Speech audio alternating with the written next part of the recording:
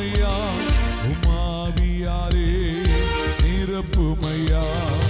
அக்கினிமயமே பரிசுத்த ஆவியே எரிதனலாய் எழும்பிடுவி, அப்பா நிரப்பிடுவி.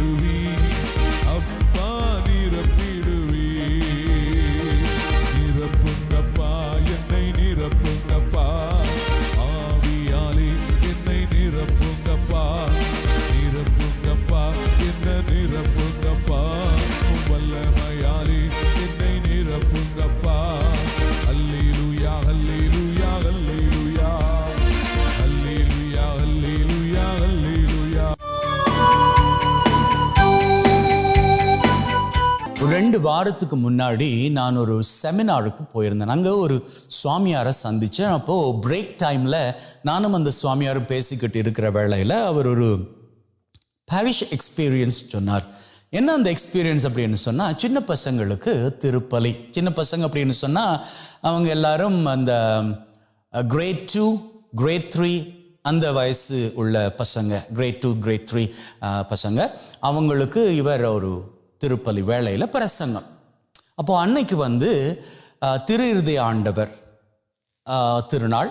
அப்போது அந்த நாளுக்கான பிரசங்கம் கொடுக்கணும். அப்போ இந்த சின்ன பசங்களுக்கு எப்படி பிரசங்கம் கொடுக்கறது? அவர் என்ன பண்ணியிருக்கிறாரு, இயேசு ஆண்டவரது சுரூபத்தை காண்பித்து, பசங்களா இது யாரு? உடனே எல்லாரும் சொல்லியிருக்கிறாங்க ஜீசஸ் கிரைஸ்ட். சரி, அவருக்கு முன்னாடி இருக்கக்கூடிய அது என்ன? அதில் ஒரு சில பசங்க சொல்லியிருக்கிறாங்க அதான் அவருடைய இருதயம். ரைட். இப்போ மூணாவது கேள்வி கேட்கிறார். சரி, இது ஜீசஸ் கிரைஸ்ட், இது அவருடைய இருதயம். ஏன், எதற்காக அவருடைய இருதயம் வெளியில இருக்குது? உடனடியாக ரெண்டாவது படிக்கிற ஒரு சின்ன பொண்ணு கையை தூக்கிட்டு சொல்லி இருக்குது, ஏன்னா அவருடைய இருதயத்துல எல்லாருக்கும் இடம் இருக்குது. அவ்வளவுதான். ஃபாதர் சொன்னாரு, அதோட அவரால் பிரசங்கம் வைக்கவே முடியல. ஏன்னா சின்ன பிள்ளை, அவர் என்னத்தை சொல்ல வந்தாரோ அதை ரொம்ப சிம்பிளா 2ஆம் வகுப்பு படிக்கிற பிள்ளை அவருக்கு பதிலாக கொடுத்துருச்சு. இன்னைக்கு நாம படிச்ச நற்செய்தியில இயேசு கிறிஸ்து ஆண்டவர் இதை பத்தி தான் சொல்றாரு. ஞானிகளுக்கும் விவேகம் உள்ளவர்களுக்கும் இதை வெளிப்படுத்தாமல் குழந்தைகளுக்கு வெளிப்படுத்தினீரே தகப்பனே. கடவுள் அநேக வெளிப்பாடுகளை நமக்கு தருவதற்கு முன்னதாக சின்ன பசங்களுக்கு கொடுக்கிறாங்க. ஒரு ஃபாதரனுடைய பிரசங்கம் நான் ஒரு 2 வருடங்களுக்கு முன்பாக கேட்டிருக்கிறேன். எனக்கு ரொம்ப மனதை தொட்ட பிரசங்கம் அது. இப்போ சின்ன பசங்க தான், இதுவும் அந்த ஒரு ஸ்கூல் மேத்ஸ் தான். அதில் இந்த ஃபாதர் ஏற்கனவே இந்த பூசைக்கு முன்னாடி இந்த பசங்க கிட்ட சொல்லியிருக்கிறாரு, திருப்பலி வேளையில் அப்பம் ரசம் இதெல்லாம் நாங்கள் கான்சென்ட்ரேட் பண்ணுற வேளையில் அங்கே குருவானவர் தன்னுடைய கரங்களை அப்பத்தின் மீதும் ரசத்தின் மீதும் வைக்கின்ற பொழுது பரிசுத்த ஆவியானவர் இறங்கி அந்த அப்பத்தையும் ரசத்தையும் இயேசுவின் உடலாகவும் இரத்தமாகவும் மாற்றி விடுவார். இதை அந்த குருவானவர் பசங்களுக்கு சொல்லிட்டு திருப்பலியை ஆரம்பிச்சிட்டாரு. சரியா எழுந்தேற்ற வேளை குருவானவர் என்ன பண்றாரு, அந்த கரங்களை அப்பத்தின் மீதும் ரசத்தின் மீதும் கொண்டு வர்றாரு. அப்படி கொண்டு வர்ற வேளையில 2 சின்ன பசங்க அப்படியே அவங்க பெஞ்சில் இருந்து குருவானவரையே உற்று நோக்கி பார்க்கிறாங்க. பார்த்துட்டு சொல்றாங்களா, தெரியுதா? மற்ற பிள்ளை சொல்லுது, ஆமா. அவ்வளவுதான் ஃபாதர் சொன்னாரு. சொல்லிட்டு சொன்னாரு, யாருக்கு தெரியும், அந்த 2 சின்ன பசங்களும் அந்த எழுந்தேற்ற வேளையில் பரிசுத்த ஆவியானவரை முகமுகமாக கண்டிருக்கக்கூடும் இல்லையா? உண்மைதான் அன்பின் உள்ளங்களே. நம்முடைய வாழ்க்கையில் இதுவரை நாம் தவம் கிடக்கின்ற ஆவியானவர், தெய்வம் இயேசு கிறிஸ்து ஆண்டவர் சின்ன பசங்களுக்கு தோன்றுவார் அப்படின்னா அது இயேசு ஆண்டவர் முன்குறித்தே சொல்லி வைத்த காரியம். உங்க வீட்டிலையும் உங்க பசங்க உங்களை விட அவர்களது பக்தி குறைவாக இருந்தாலும் அவர்கள் இயேசு ஆண்டவரை காணக்கூடும். எங்கள் சர்ச்சில் ஆல்டர் பாயா இருக்கக்கூடிய ஒரு சின்ன பையன், அவனை நான் எப்போதுமே பார்க்கிற பொழுது ஒரு காலத்தில் இவன் பிஷப்பாக கூட வரக்கூடும் அப்படின்னு கூட நான் யோசிப்பேன்.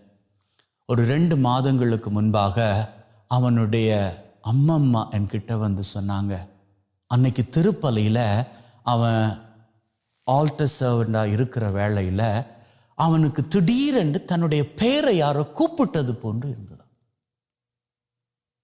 அவ்வளோதான் அந்த பையனுடைய அம்மம்மா எனக்கு சொன்னாங்க.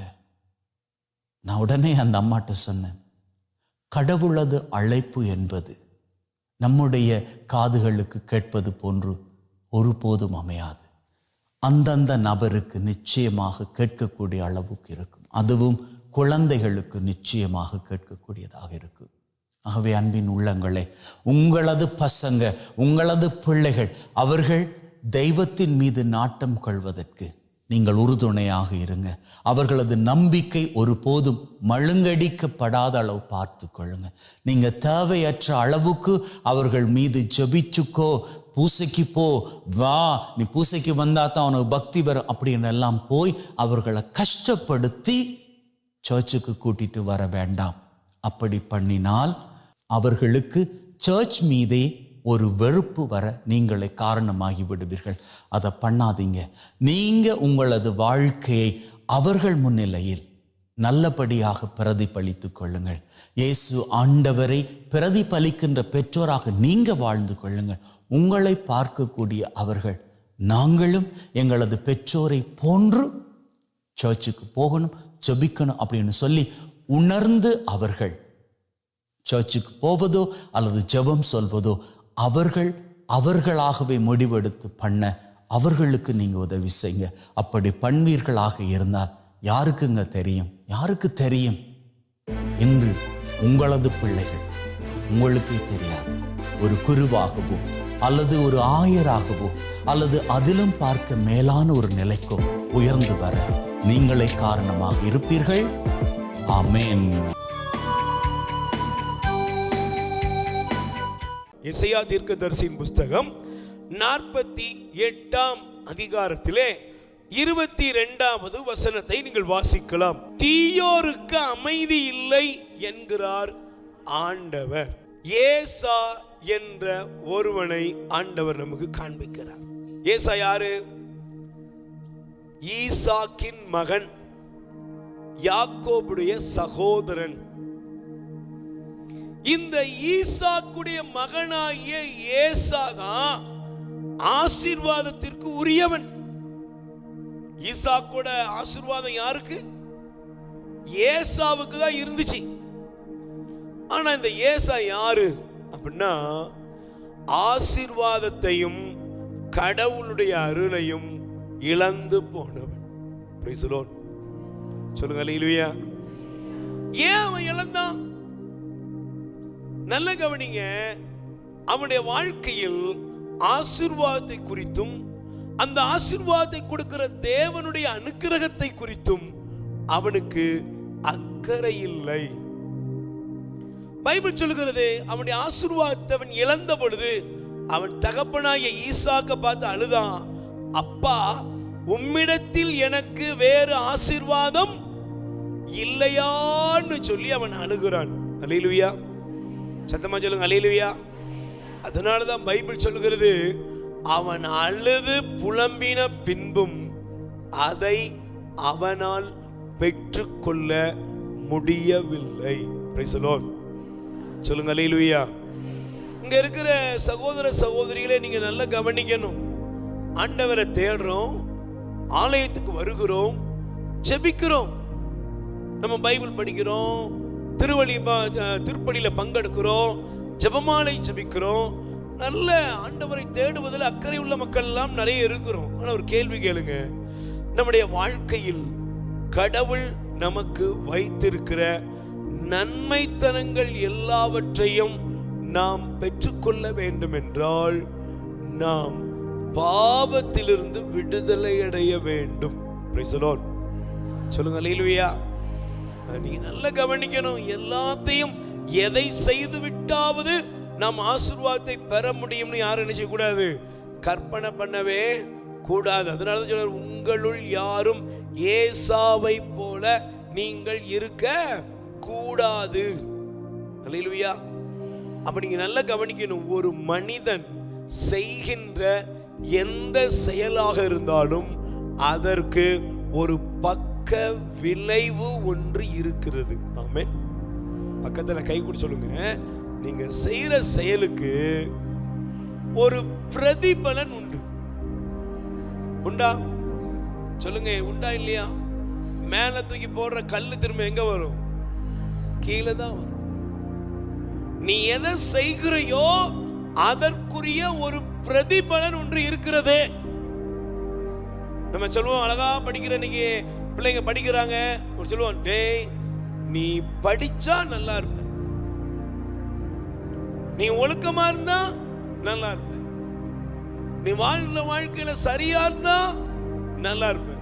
ஆனா அப்பா, நீ இஷ்டம் போல அலைந்தனா அதுக்குரிய விலைய ஒரு நாள் நீ கொடுத்துதான் ஆகணும் என்று நாம் பிள்ளைகளுக்கு அறிவுரை கூறுகிறோம்.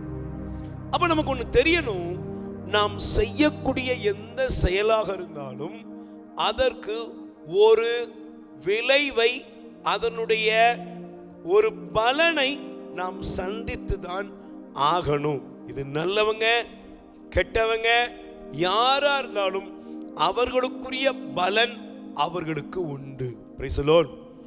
கைகளை உயர்த்தி சொல்லுங்க அல்லேலூயா. சத்தமா சொல்லுங்க அல்லேலூயா. அப்ப நீங்க நல்லா கவனிச்சு பாருங்க, ஒரு மனிதன் பாவம் செய்யும் பொழுது, அநீதி செய்யும் பொழுது, அக்கிரமம் செய்யும் பொழுது, கடவுளுடைய அருளை அவன் இழக்கும் பொழுது அவன் 4 காரியங்களை சந்திக்கிறான். ஆமென். சொல்லுங்க அல்லேலூயா. வேகமாய் நீங்கள் என்னோடு கூட திருப்பிக் கொள்ள வேண்டும், எழுதிக் கொள்ளுங்கள். இந்த நாள் ஒரு மாற்றத்தை தருகிற நாளாக ஆண்டவர் நமக்கு தர வேண்டும். Praise the Lord. சொல்லுங்க அல்லேலூயா. தயவு செய்து நீங்கள் எடுத்து வாசியுங்கள். எசையா தீர்க்கதரிசியின் புஸ்தகம் 48ஆம் அதிகாரம். எசையா தீர்க்கதரிசியின் புஸ்தகம் 48ஆம் அதிகாரத்திலே 22வது வசனத்தை நீங்கள் வாசிக்கலாம். வாசியுங்கள். தீயோருக்கு அமைதி இல்லை என்கிறார் ஆண்டவர்.